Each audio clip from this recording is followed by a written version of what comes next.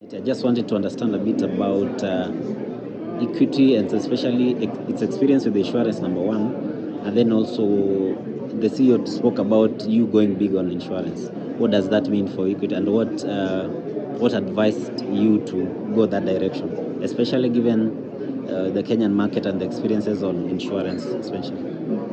Thank you for that question. Equity, as you know, has been a banking group for the last 40 years in Kenya. And in those last 40 years has been using banking to help customers create wealth. Now, what we realized is about 40% of the bank's customers were defaulting on their loans because of a health event or a death event. And so it became clear for Equity, who was targeting to transform lives and create opportunities. It meant that banking was not enough. We needed to provide insurance, and that insurance needed to take care of a customer holistically.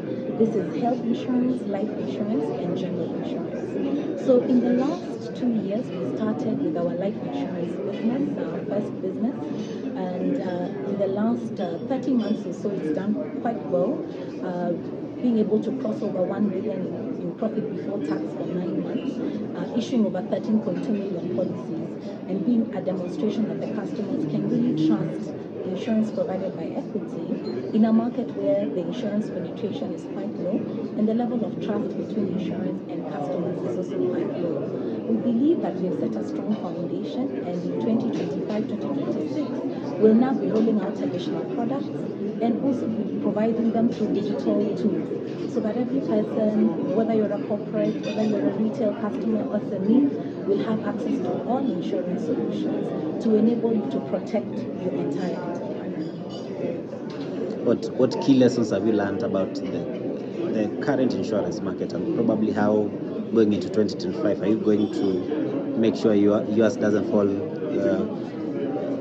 victim to some of those pitfalls that you've probably seen in other insurance companies, some that have even gone under? Yeah. Well, I'll mention 3 things. But the first thing is products that are designed fit for customer. When you look at the current solutions in the market, a lot of them don't meet the customer needs.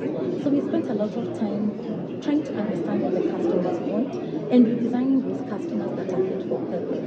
As we roll out our products, you will see they're very different. They're actually designed to fit within the wallet of every customer.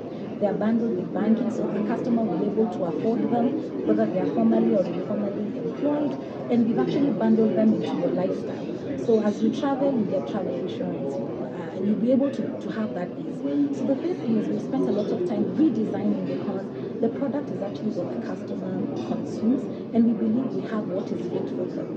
The second thing is ensuring that that product is available where the customer wants to transact.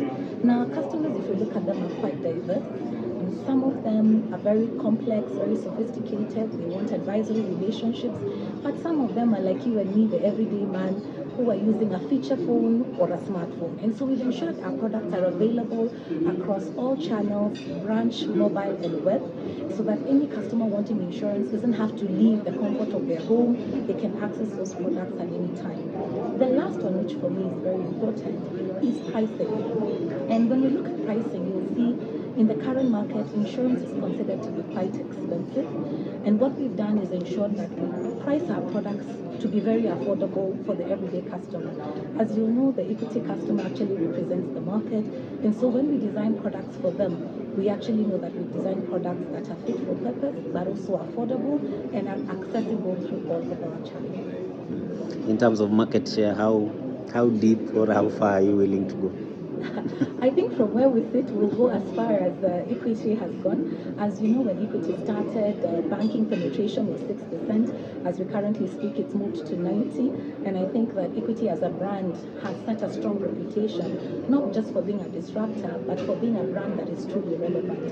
And that applies to all of our products, including insurance. So I do believe that much as insurance is a license, it is following the values and the design principles of Equity.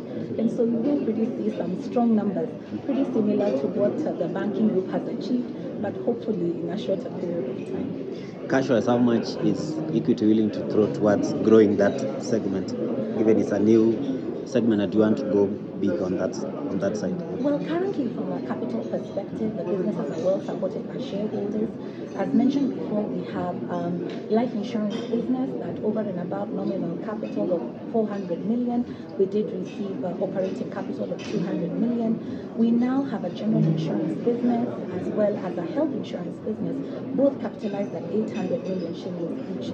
So capital for us is not a challenge. The bigger challenge is what will we use with that capital? Number one, to provide a customer value proposition that is worthwhile, but in the end to convert it into returns for our shareholders.